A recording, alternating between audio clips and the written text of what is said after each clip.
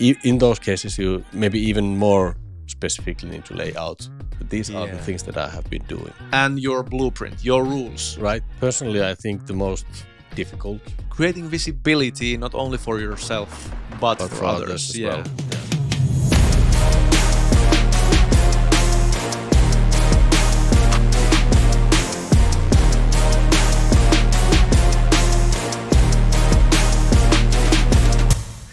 So it's that time of the week again, Test Guru TV. This dude sitting next to me, his name is Jani Tuna Haikala. He's the ultimate champion of software testing. Hello, and here next to me is Antti Niittyviita, a tireless testing advocate, a trainer, a public speaker, and an author. And this here, it's a weekly show about the hot topics of software testing and software quality.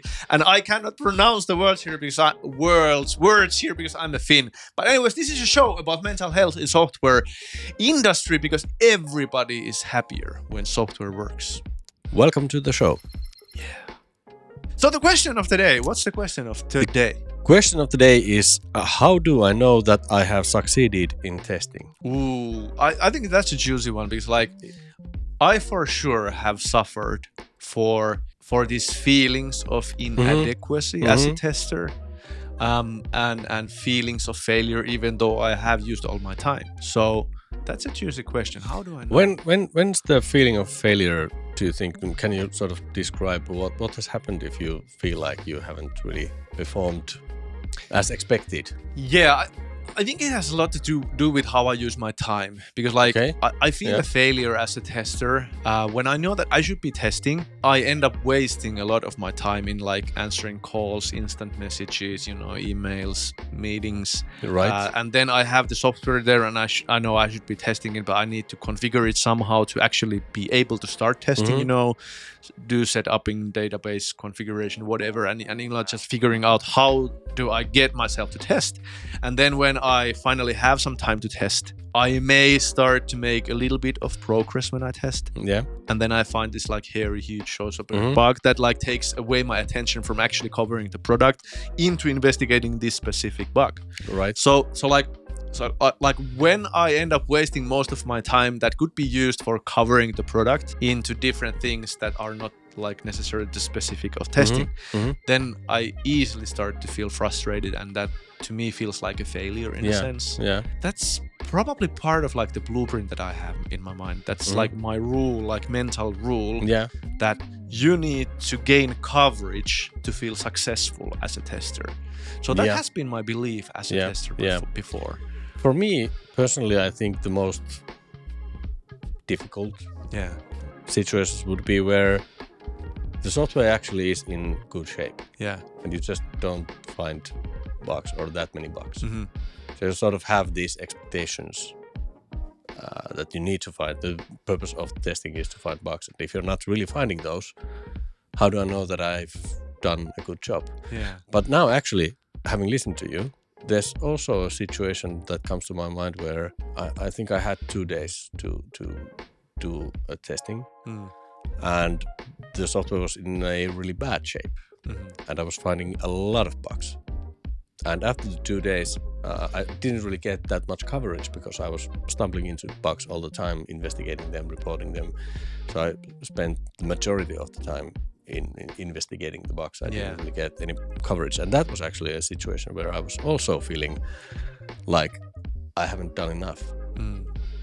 In one sense, sure. Curious. I found a lot of bugs, and I have reported those to the customer, but I also know that there's still a lot more that I should have done. Yeah. So this is a really interesting conversation because I hear a couple of these mental rules about what has to happen for you to feel enough. As a tester. Yeah. And that's actually part of the broader sense success conversation. So what has to happen for you to feel successful?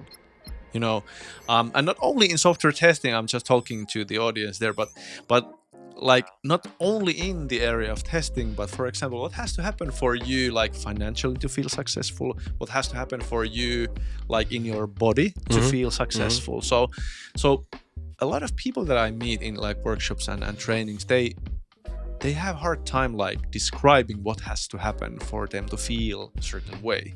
And success, what it is. So success mostly is a feeling, that's a state of mind that I feel successful now. So what precedes that? So how do you craft that feeling of success then? Yeah. And it has a lot to do with like the rules that you have. So for me, it was like gaining coverage, but I hear that there was like part of, in your description, there was like finding new bugs or finding something interesting, something hairy or not like that. And then you feel successful. So what else? And this brings us to the discussion about generic happiness, I'm just like straying away into like really esoteric areas here now. Yeah. But like, I think we are like in some previous episode, we've talked about this like happiness comes from this equation called the LC equals BP. So life conditions equal blueprint. Yeah. So when there is like a mismatch between what's happening right now, between that and your blueprint, your rules. Right. When there is a mismatch, then you feel unsuccessful. Then you feel dissatisfaction, frustration, and negative things. Okay. And now when there are things happening that are equal to your blueprint, what has to happen for me to feel that way, then they are aligned, and then you start to feel more positive. So you can either change one of these to like start to align them more. So you have to decide which one will you work now. So if you try to work on the conditions, you need to ask, can I really change these conditions, or do I need to accept them? Or do I need to change my rules? Something has to change if you feel frustrated, unsuccessful, or something. So you either have to change your rules to feel successful, or you have to change the results. And that's the game, like to me in every area of life. Yeah, I feel like in testing you can't really predict what's going to happen, how it's going to go this time. So maybe you sort of have to work on those mental models of yours. Yeah, and like testing is always unpredictable, and software development in general is really unpredictable. Things change, there are surprises. Sometimes a bug is like found in the production environment and everything has to be rolled back for 2 weeks and stuff like that. So it's always unpredictable. So how could you feel successful in the middle of unpredictability? That's the big question as a tester, and to keep motivated as a tester as well. Do you have any sort of ideas on that? Yeah, so I think like there are 3 things that I want to bring up, because those are like my part of my blueprint and the way I approach productivity and time management as well. I call this the triad of time management. I need to feel in control of the things that are on my table. Right. I need to feel in control. And if I feel like I'm losing control, too many tasks coming from too many like places and people distracting me all the time, I feel like I'm losing control, and then negative things happen. So I don't feel successful anymore. So if I can like put all of the stuff on paper, and I have my lists and organized and stuff like that, then I feel in control and I feel successful.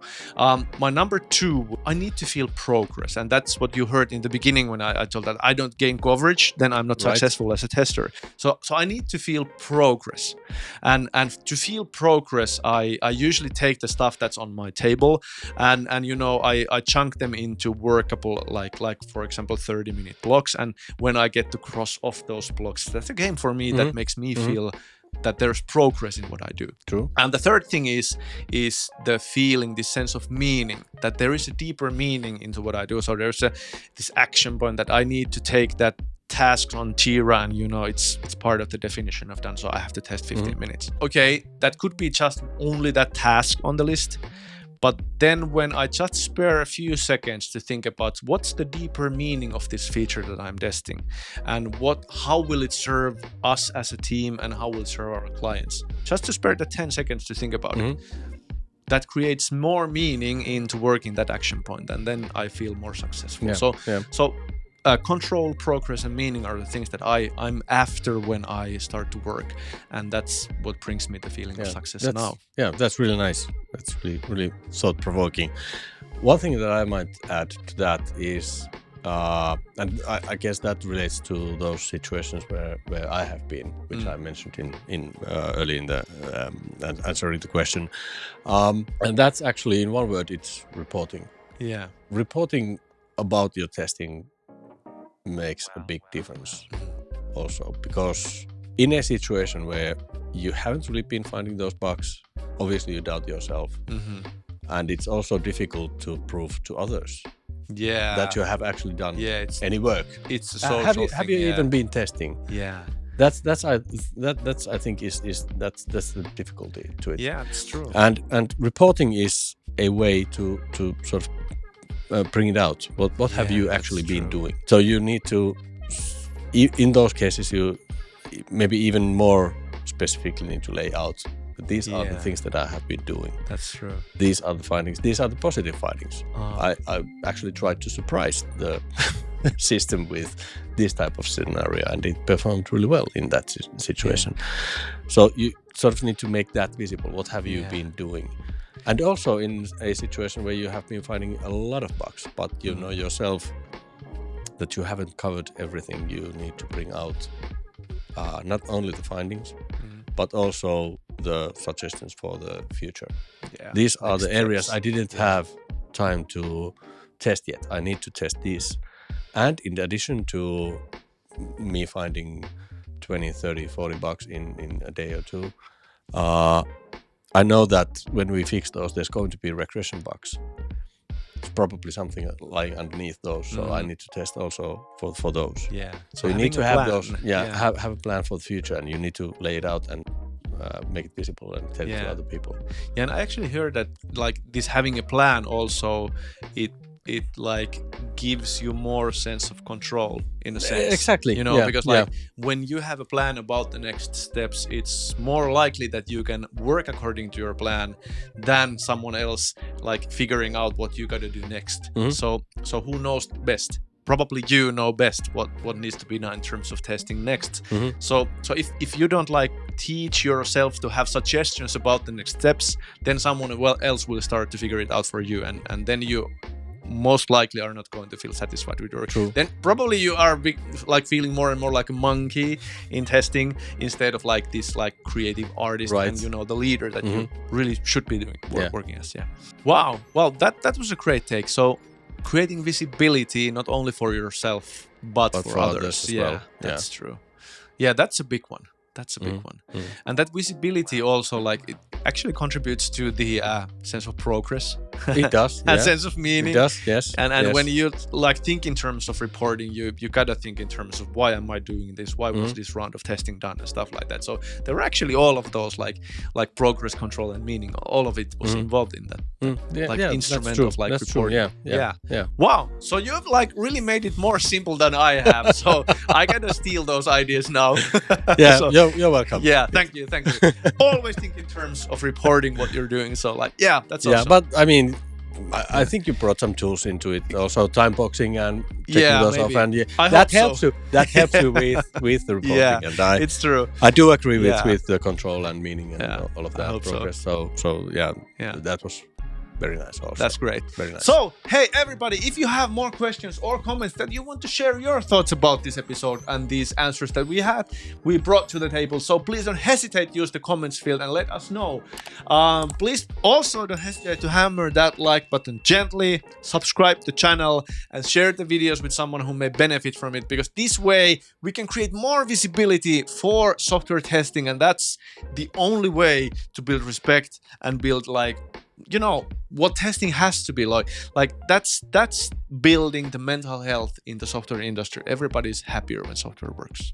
The thing that I forgot to say was that like navigate yourself into the URL prove.guru/insiders, and this way you can get access to the episodes before anybody else can in the world, and that's super priceless. And sometimes you get to join our live stream sessions from the studio or in different kinds of live seminars. You get the information about those as an insider. So prove.guru/insiders, navigate yourself there and share the link with your friends as well. Thank you for joining us. See you in the next episode. See you in the next episode. Bye.